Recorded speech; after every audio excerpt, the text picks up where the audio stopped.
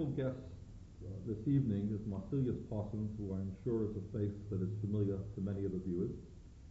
And it gives me a special and ironic pleasure to welcome him to this program, because I guess I must, what do you think, maybe I've been on You Can Quote Me, which is one of the shows that Marselis hosts, I would say probably 15 times over the last 17 years or something.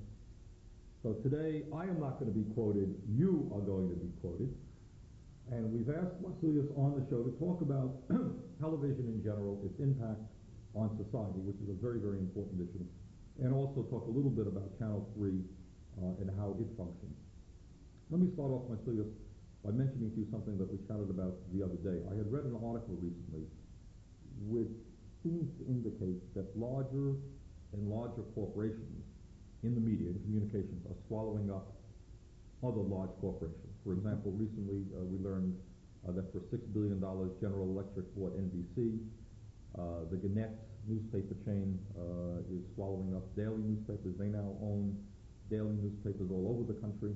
Many cities only have one daily newspaper. Are you concerned about the fact that fewer and fewer people are owning the communications networks of America? Is that a concern for you as a news person? Yes, I guess it is a concern, but I would have to say that I am not alarmed yet. I think that the lack of diversity is a danger, but in news, which is my particular interest, I have not yet seen that the concentration of ownership, for instance, at the network level, has diminished news gathering capacity. It has, in some cases, increased it. Stations in some markets, not at the network level, but in some markets, the infusion of new capital has given new impetus to the stations to do more news, not less. That's not universal, but that has happened on several occasions. If, this is the week that the stock market crashed. This is the week when we have a lot of worry about what impact that will have in business, and in my business in particular. What's that going to do? I came back from a news directors convention in Orlando where I found that very few stations were expanding. They were laying off. Now, they weren't laying off because of a concentration of ownership. They're just laying off because a lot of advertisers who support news operations are hedging their bets, holding back money, and it is money that drives news departments. Well, it's not just. Let me take that discussion to another tangent. The article that I read pointed out that people like Rupert Murdoch, who owns newspapers all over the world, is now getting into television in the United States. These giant conglomerates that will end up owning thousands of magazines and television stations and movie production companies. It seems to me that what they will end up doing is hiring people who will develop a style of journalism, either on television or in the print, which will not raise issues which will go against basically the deep interest of the corporations who own them. Now, I'm not saying that all the time, but I think that's a danger, no doubt about it. Wasn't that a danger in the days of William Randolph Hearst? Sure it was.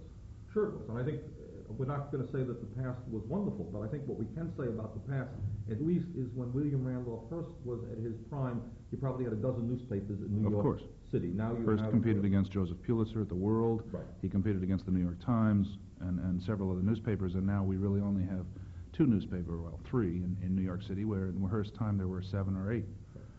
Okay, let me just switch discussion a little bit and talk about, as a public official, one of the frustrations that I have, and I think I probably speak for almost all public officials, is on your show or on any show, and I think this is a national trend. In fact, it's more severe, I would say, in other areas. You have public officials who get on the television who are asked to deal with very complicated issues, and we will get a bite, that's what the word is, of 30 seconds or 1 minute on the average news show.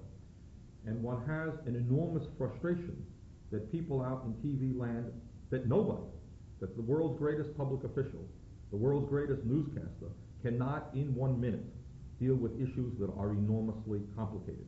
So people end up getting little snippets of information, often out of context, sometimes sensationalized, Mm-hmm. And people who are dependent upon learning what's going on through the television really end up not knowing terribly much. What do you think? Two mistakes. One, anyone who relies on television for their news is mistaken. I mean, is making a bad judgment. The more you read, the more you watch, the more diverse opinion and fact that you are exposed to, the better informed you are. If I was to read just the New York Times every day, I would have not as nearly as broad a view as if I were able to read the Wall Street Journal, the LA Times. If I watch CBS News, I'm not as well informed as if I watch CBS and NBC and ABC and cable news network.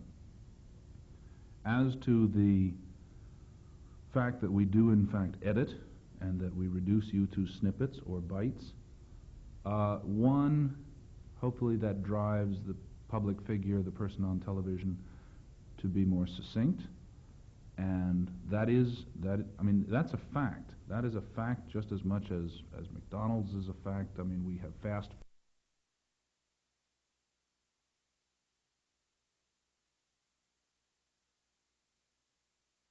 Everything is fast. People, I mean, it shows. I'm dismayed by USA Today, which is sort of a Mick newspaper. Right. But the fact is that that newspaper would not survive were it not for the fact that people support it. Okay.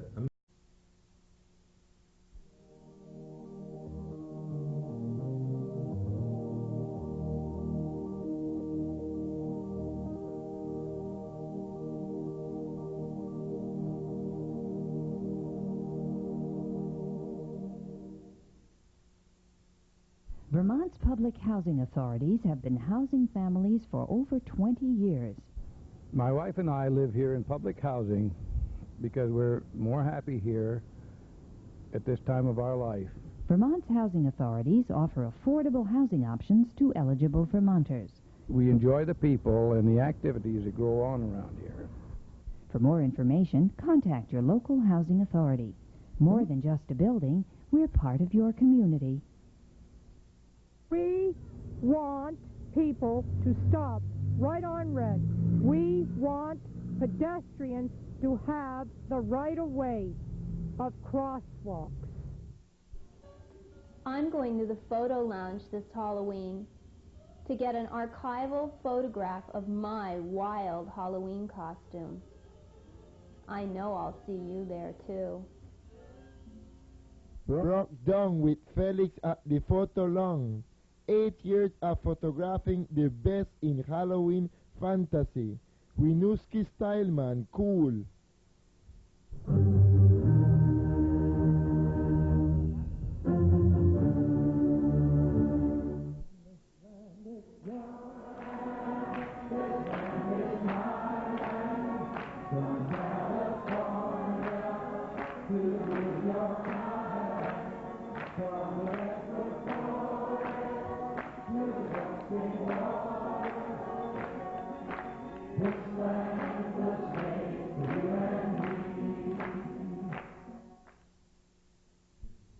Our special guest this evening is Marselis Parsons, who I'm sure is a face that is familiar to many of the viewers. And it gives me a special and ironic pleasure to welcome him to this program, because I guess I must, what do you think, maybe I've been on You Can Quote Me, which is one of the shows that Marselis hosts, I would say probably 15 times over the last 17 years or something. So today, I am not going to be quoted, you are going to be quoted.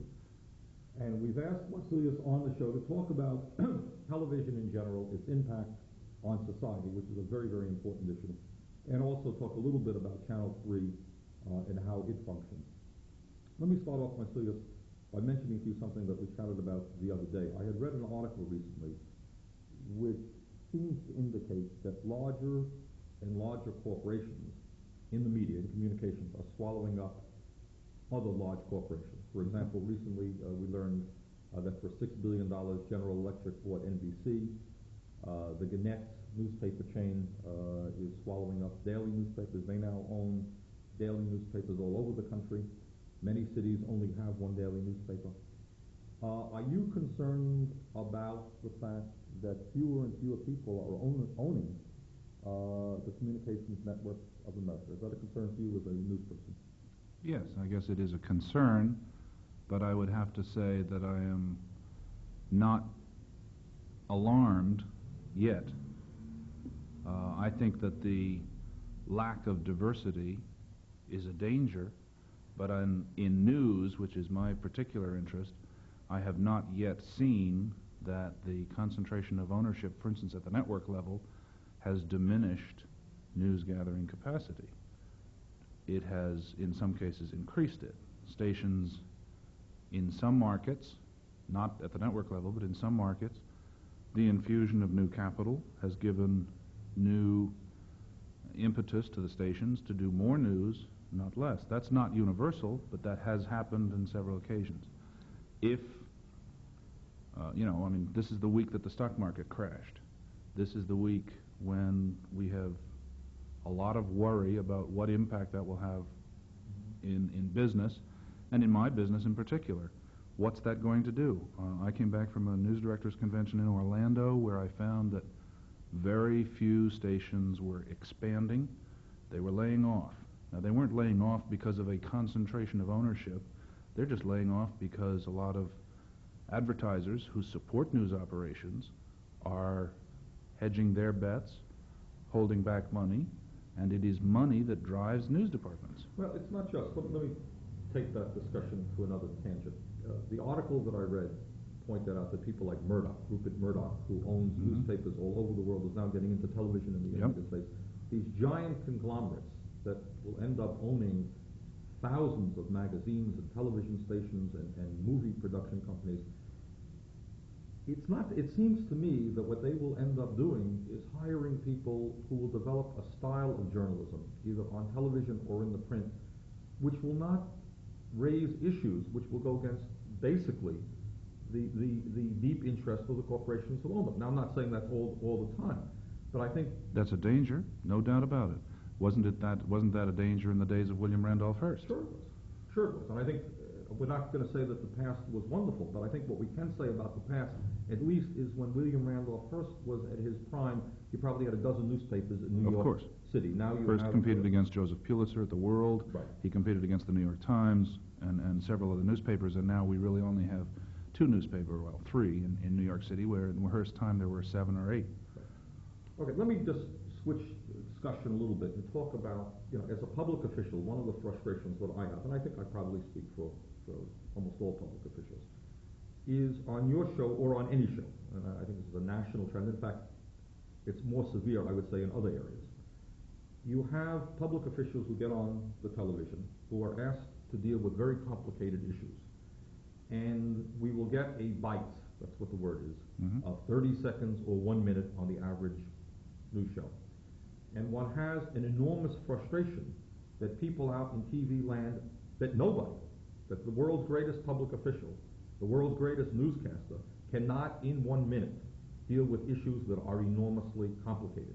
So people end up getting little snippets of information, often out of context, sometimes sensationalized, and people who are dependent upon learning what's going on through the television really end up not knowing terribly much. What do you think? 2 mistakes. One, anyone who relies on television for their news is mistaken. Is making a bad judgment. The more you read, the more you watch, the more diverse opinion and fact that you are exposed to, the better informed you are. If I was to read just the New York Times every day, I would have not as nearly as broad a view as if I were able to read the Wall Street Journal, the LA Times. If I watch CBS News, I'm not as well informed as if I watch CBS and NBC and ABC and cable news network. As to the fact that we do in fact edit and that we reduce you to snippets or bites, one, hopefully that drives the public figure, the person on television, to be more succinct, and that's a fact. That is a fact just as much as McDonald's is a fact. We have fast food now. Everything is fast. People, it shows. I'm dismayed by USA Today, which is sort of a Mick newspaper. Right. But the fact is that that newspaper would not survive were it not for the fact that people support it. Okay, and that's good. And let's stay with that. And I would, as we are discussing Channel 3, let me say that I think compared to other stations around the country which have happy news formats, Yeah, that's unfortunate. I think Channel 3 does a better job, and Channel 3, as we know, has 1 hour of news for a relatively small market. So this is not a criticism per se of Channel 3, but I do believe, and your point is, as I understand it, that if people are just going to watch the news or watch Channel 3 news, they are in fact not going to know fully what's going on. They're going to have to look at the news. Absolutely. But the problem is, if you're talking about a USA-type format here in Burlington, with the Burlington Free Press, and we're talking about Channel 3 or Channel 5, which by definition uses 45-second or 1-minute snips, how do people end up knowing what's going on? Now, the problem that I have, and I want to throw this out to you, as a public official, and I think I don't speak just for myself, I think I can speak for almost any public official. Absolutely. There is a growing concern that people just do not know what's going on. We are living in a very, very complicated world. And I have no problem with people disagreeing with me, having a different philosophical position than I do, as many people do, and are prepared to debate that. We have elections, and et cetera, et cetera. My concern is that there is I don't know if it's growing, I think it may well be, just a lack of understanding on the part of the general population as to what's going on. For example, one of the statistics that I often mention is, I think you've seen these polls, and I don't want to argue Nicaragua here, but what I find stunning is not that people support aid to the Contras or oppose aid to the Contras, is that they did polls a year ago where half the people did not know which side the United States government was supporting. That frightens me. It frightens me as well. It frightens me that 40% of the people polled in the national poll had no idea who George Bush was. They just didn't know who he was. They thought he ran a liquor store in South Texas someplace. How do you explain that? How could 40% of the people not know who the Vice President of the United States is? I don't know.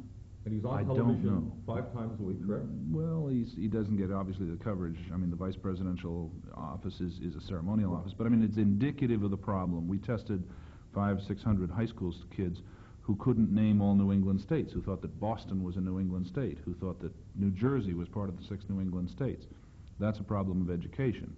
That is a problem that it is such a complex world that maybe a lot of people retreat from it. Let me go back to one of your original points, though, which was that, we're only giving you snippets. I think one of the things that sometimes public officials don't realize, or what they want to do, is they look at things in a very insular way. You look at Burlington, you look at Chittenden County.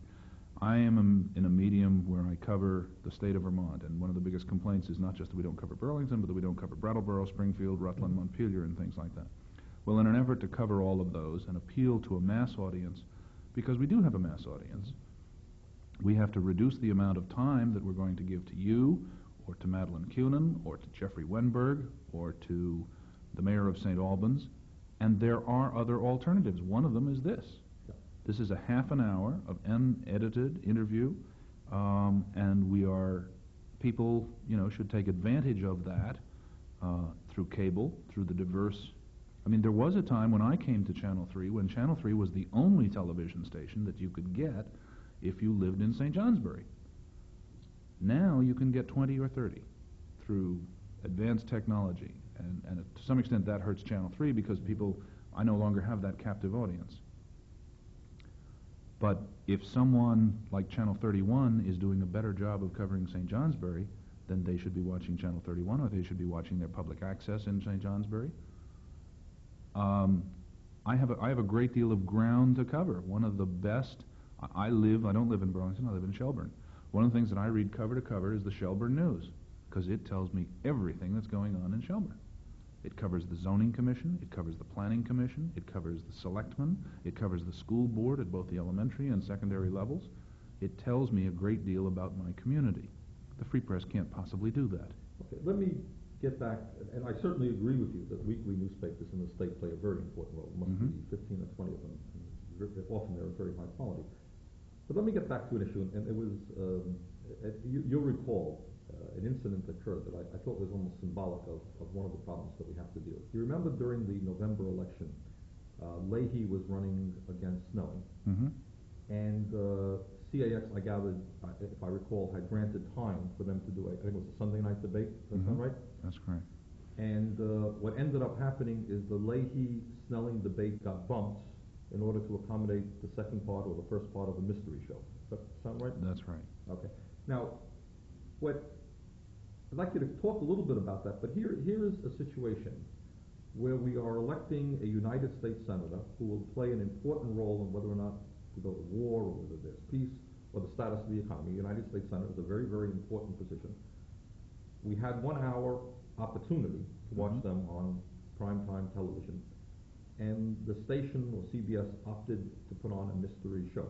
Now, what is the sense of priorities there? Why do we not see, for example, in the United States, with the exception of convention time, when Democrats and Republicans elect candidates for president, one never hears major officials speaking for more than the 30 seconds they're granted on national tube about the major issues of the day. How do American people know how a guy like Dukakis feels about the future of this country if he's not going to have the opportunity, or any of the presidential candidates, of course? Well, let me address both the specific incident and then the general question. It's easier to answer the specific question, and I'm sure you're familiar with it. When we carried the Iran-Contra hearings, we did not get a whole lot of calls that said, boy, we're delighted that you're covering the Iran-Contra hearings, which was the major national story of the week, the month, the year. We got instead calls from outraged people who said, where is Guiding Light? Where is As the World Turns? They were not in the mood to be informed, they were in the mood to be entertained. As far as Murder, She Wrote, that is, I think, the second or third most popular television entertainment program. We went to the candidates and said, we are leaving them hanging with, if we broadcast the program when we had originally scheduled it, we will be covering Murder, She Wrote. Will you move? And the candidates said no, they would not move.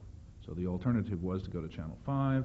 Channel 5 carried that broadcast. We carried it later. We taped it and delayed it and ran it on a night when we had a program that was not as widely watched and the candidates agreed. A candidate doesn't want to irritate a whole lot of people who want to see Murder, She Wrote. Pat Leahy doesn't, and Dick Snelling didn't want to be known as the two men who stepped on, I can't even remember her name. But you're raising, I agree with your analysis, and let's stop for a moment and deal with that. We are living in a complex world where we have nuclear weapons, where the environment is clearly threatened in a dozen different ways, severe economic problems, as the collapse of the stock market this week indicated. I happen to believe very strongly in democracy. I really do. And that's why I like being mayor and local control and all that stuff. Excuse me. And I think it's great when people yell and scream and, have their points of view, okay? That's what this country presumably is supposed to be about. The truth is, and what I fear very much, is that we're losing that. Now, one of the reasons, and I'm not pointing the finger, I don't know who is responsible for this, and there are probably 1,000 different factors. And I think you pinpointed one of the areas. If we're going to live in a democracy, you know what? In my view, people are really going to have to know what candidates believe. And they're going to have a knowledgeable understanding of why they're going to vote for a Leahy or a Snelling or a Sanders or a Cunin, okay? And you can't do it on 30-second ads or 10-second ads. And the problem is, as I think you indicate, if people would rather watch a Murder, She Wrote than understand what their candidates are talking about, or read a USA Today, which is a paper for kind of nice colored pictures and nice simple explanations. For skimming, right? If people are saying, I'd rather watch the football games than take responsibility for the world that I live in, I don't blame you, all right? Okay. But on the other hand, what I'm suggesting is if that pattern continues, we really are not going to live in a democratic society. And certainly, I think the media, it's a vicious circle, okay? If we create that type of climate and we emphasize the football or the Murder, She Wrote rather than serious dialogue and discussion in creative ways as to how we can shape the world that we're living in, that's what you're going to get. If people become more and more attuned to entertainment and simplicity, that's what we're going to get. But that is not, it's not an if, that is a fact. We remember Edward R. Murrow for Harvest of Shame, a documentary about migrant workers. At the time it was broadcast, it probably had, if it was lucky, 10% of the audience. What Edward R. Murrow was most watched for was an insipid program in which, in the infancy of television, he went into people's houses and says, here's Bernie Sanders at home. Show us your kitchen, show us your living room, talk to your family, your son. That's what Murrow was watched, and he got 90% of the audience for that show, person to person. He did not get an audience. And the history of television has shown that when you broadcast documentaries, even ones that have a certain amount of drama to it, one that was I thought was an excellent program. I used to be a volunteer firefighter here in Burlington, and I happened to see it when I was over there. The Fire Next Door, about the destruction of the South Bronx, a fantastic documentary on what's happening to the family unit, to the people, you know, slumlords are setting fires to their own properties to collect insurance, drive people out. They don't have to. Great documentary. What won the time period? 10-1. Some situation comedy. Nobody wanted to watch programs like that. People don't want to watch Harvest of Shame. Maybe it is such a complex world that what they're looking to television for is escape and not information. There is room for both in the medium. There is room for a program like this. When does this program get broadcast? Tuesday at 8:30. Tuesday at 8:30. Well, I would imagine that the audience on Tuesday at 8:30, I hope some of you people are watching this and not watching either Bob Newhart or something like that. Not because I'm on it, but because you'll be informed. But I am afraid that most people are going to be watching Bob Newhart. But that issue gets us back to, I don't know the answer. What I am saying, and maybe we can now switch over for a moment to political. Well, let me just finish one other thing. If they watch you, okay, or watch this kind of a program, and I mean there are all sorts of scientific measurements to show what people watch, but if Channel 3 or any network was to put on documentary after documentary after documentary, it can only go so far. I'm in a business, and that's one thing that a lot of people in my profession don't want to either acknowledge or admit, and that is it's a business. And if the business for which I work doesn't make money, I'm out of work. Mm-hmm. I have 10 reporters and the largest television station in Burlington, not just because of the commitment of the Martin family, which owns Channel 3, but also because they can make enough money to support those 10 reporters. And we have enough advertiser support to support half-an-hour news. When WABC in New York saw that commercial support slipping, they didn't go out and do more documentaries and more news, they did less, because they couldn't financially support it. Eventually, they'd go out of business. Let me just change. I mean, it's a subject that we can go on indefinitely about, except that I want to repeat the very serious concern. I think you stated it very well.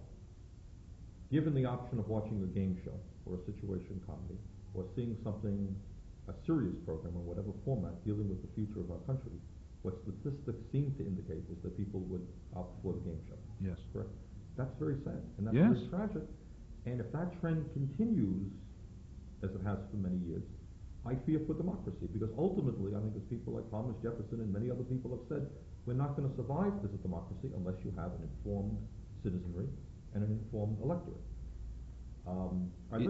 It is why we are considering, I mean, why I, if I was a political official, would consider the Finnish system, where you must vote or be fined, favor the Dutch system of television, perhaps, where documentaries are allocated to specific special interest groups in a time is given to them to present their views. But I'll bet you even in Holland, they're probably watching German television, which is broadcasting Magnum, than watching the Dutch television. Let's jump to that, because we talked about that briefly the other day. The television that we're used to in the United States certainly is not the only type of television that exists in the country, in the world. No. You mentioned, for example, that in Holland, political parties themselves have access to the television, and interestingly enough, people say, well, that's great, the ruling party is going to have all the time, right?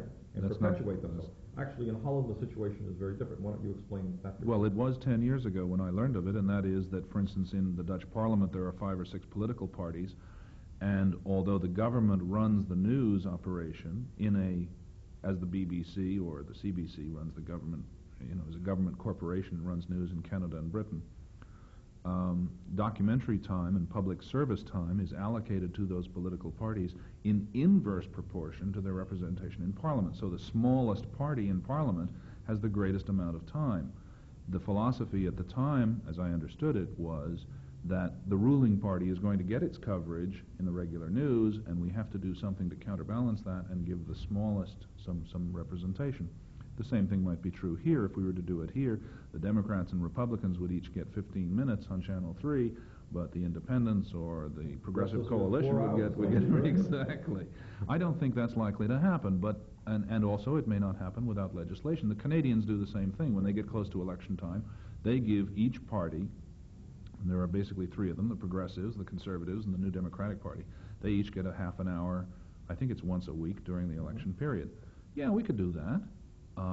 You'd probably have to do it through legislation. Okay. Let's switch to another area right now, and you're leading us into it. Right now, when campaign time comes, your station and every other station in America is going to be bombarded with 30-second ads or 10-second ads and so forth. And increasingly, in terms of American politics, that becomes the heart of politics. Yes. Television and the ads are as important to a campaign as anything else. I think it doesn't take a PhD political scientist to suggest that that is not the best way to develop a dialogue and a debate on the political issues of our day. How do you think Channel 3 feel, A, about the banning of those ads and substituting essentially free time for political blocks of time for candidates or political parties to use as creatively as they can in order to get their message out? I can't speak for Channel 3 because I am an employee and not the ownership or the management.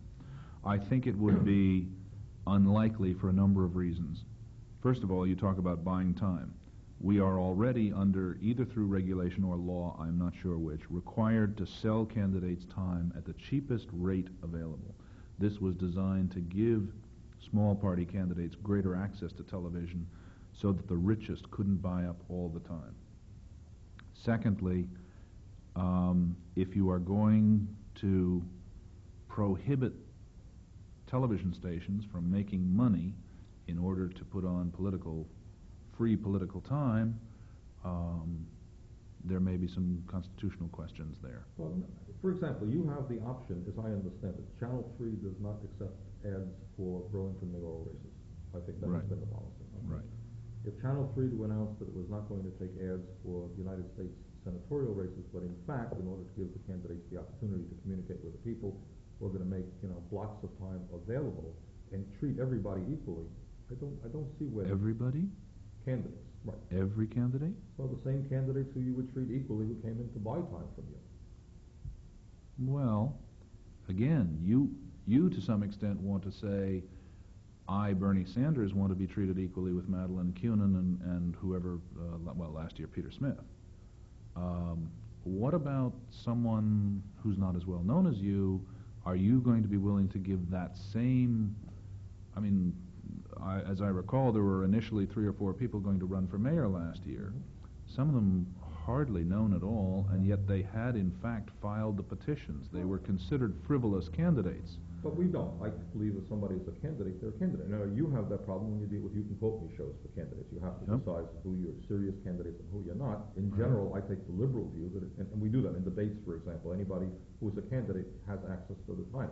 Philosophically, I have no problem with that whatsoever. But I guess practically, it can be a real problem if you've got. How many people ran for president of the United States last year? Well, I think 100. Okay, but the point is, what ends up happening right now is 2 things end up happening with the present system. You made the statement that the Congress mandated that you provide time at the lowest possible rate to help quote-unquote small candidates, or that's not really, I think, the reality. I think the reality is Congress was acting in its own behalf. And the rich didn't want to have to pay our top prices. Yeah, well, that's right. But as you know, TV advertising consumes an enormous part of anybody's, any candidate's budget.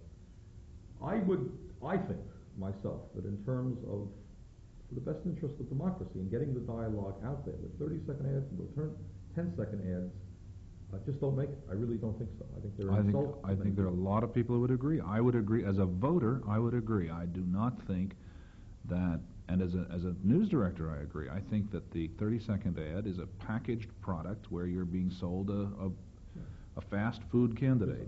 Often by the same people who will do the advertising for McDonald's. Absolutely. The best ads for candidates are done exactly by those same companies. Do you prohibit that? Do you limit that? Who is going to make that decision? If it's made by the owners of the television stations, they may just say, we will have no candidates, period. Well, I don't give the television companies the right unilaterally to make those decisions, because obviously the way the public officials or candidates communicate with the American people is essential to the running of this country. Okay, so it would not be acceptable any more than if the national networks decided they were not going to cover the president's press conference. That would not be acceptable either. And I think I don't know the easy answer. I think that the 30-second ads and the 10-second ads are insulting. They're not conducive to democracy. I think there's got to be an alternative. I don't know the answer, but I think that mandating television stations, basically forcing television stations to open their airwaves to candidates, and you raise some reasonable objections. How many candidates are there? Everybody wants to run titles equal time. Good question. Has to be. There are some First Amendment questions also that I'm nervous about as a broadcaster and as a journalist. Freedom of speech, and are you going to limit access to it, or by law? I'm concerned about that, because if you're going to regulate what commercials and what we can take, then when are you going to regulate? Are you going to suddenly regulate that you will appear at all mayors' news conferences or something like that? But the other side is you're regulating it right now. Wealthy people who have tremendous sums of money to buy the 30-second ads get access. Candidates who don't have a lot of money do not get the access. So it's the marketplace and big dollars that are regulating right now. And that signals to me that we are running out of time. We ought to continue this discussion, and those answers to those questions you ought to ask to the managers and owners of the various TV stations. They may be the next guests. They should be, perhaps. My job will hire you here. Okay. Our special guest this evening was Marselis Parsons, who is the news director of Channel 3. As you can see, we just began to touch the surface of what is in fact an extraordinarily important issue, the role of television in political life and in the whole social life of this country. Marselis, thanks very much for joining us. Thank you. This land is yours, this land is